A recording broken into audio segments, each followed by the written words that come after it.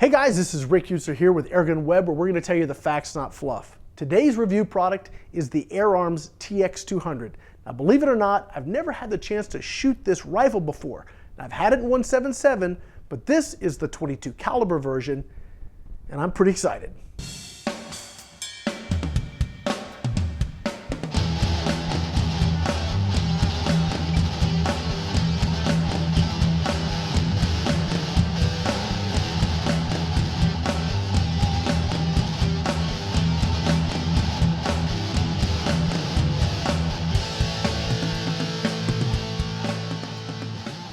The Air Arms TX200, this is a Springer. Now, it's not a gas ram, it's a Springer.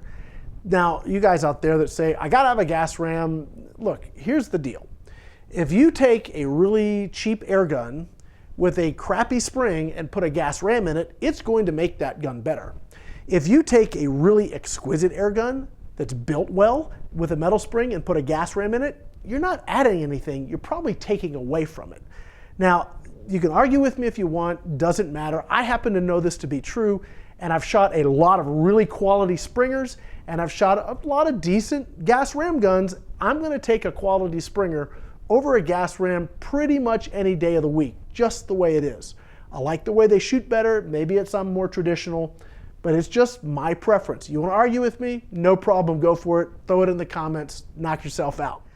The Air Arms line in general, I call an heirloom line, and that means that you're gonna pass this thing down. You're not gonna be the only one that shoots it.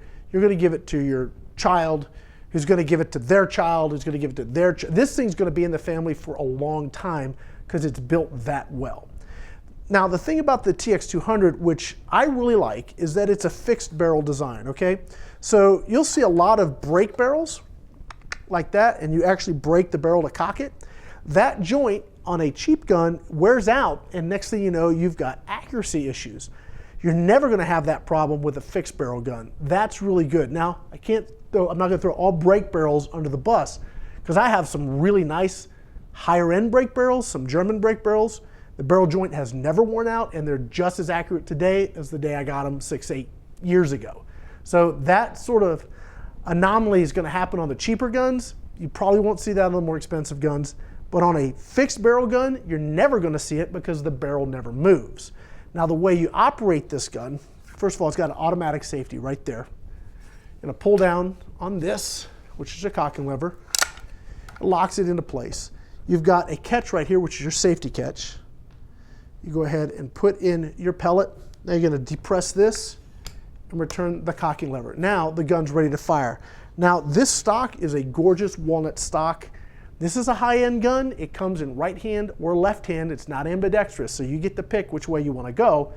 This is the walnut right-handed, and it is absolutely gorgeous. So when you're ready to fire, take it off safe and send it downrange. The trigger's fully adjustable, and it is exceptional. It's probably breaking around 1.5 pounds out of the box. So what I've done to this so far is I've tightened the stock screws from shipping, and I ran a bore whip through it. That's it. I'm getting right at about 13.5 foot-pounds, and I'm shooting the Air Arms 16 grain pellets. They shoot great in this gun. Now, at 13.5 foot-pounds, you may be thinking, gosh, that's not enough power. Well, not enough power for what? Because that's plenty for rabbit and squirrel, small pests in the gardens, any sort of birds you want to take. What it comes down to is accuracy. Is the gun accurate? All right, let's talk a little bit about how I have this gun set up. This is running a Hawke Airmax. It's a 4-12 by 40, and that comes in a lot of different configurations: 3-9, 4-12, 4-16, 40, 50 mil objectives, all those different things. I really like this scope for this application. It's not very expensive, and it has a great reticle. It has the AMX reticle, which I'm a super fan of. It's front parallax adjustment, so you can really get dialed in on your focus. The other thing is that the profile works really well on this gun. I'm able to use medium mounts instead of having to use high mounts, and yet, as you can see, I'm still able to get my scope caps on. There's just barely enough clearance there. It keeps the scope right down to the bore as close as you can get it, and that's to an advantage. I know we're shooting air guns, not long-range rifles, but it's still math is math, and that does help out when you're trying to shoot at longer ranges. So what I've got set up here is I've got a target at 11 yards, 31 yards, 40 yards, and 50 yards. You might think, Rick, why are you only shooting at 11 yards? Well, let me tell you why. And I'll get into the math of this probably in another video on another channel because I don't want to bore you guys to death. But basically, there's a way you can optimize the performance and your scope so that in a hunting situation, your shots are as consistent as possible. So what I've done is I've found my optimal zero. I got my ballistic coefficient for the pellets.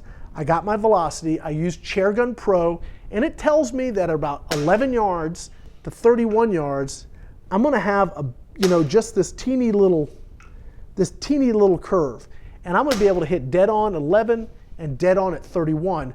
A little bit before and a little bit after, I may be below that center line, but it's going to travel up all the way down, and I'm going to stay. All of my shots are going to be within a 1-inch kill zone. Now that means I take this out hunting from basically 7 to 35 yards. If I see it, I put the crosshairs on it, pull the trigger, and it's done. For me, I love that. Now, when I go to, say, 40 yards, I've set my scope to 10 power so my mil dots are accurate, okay?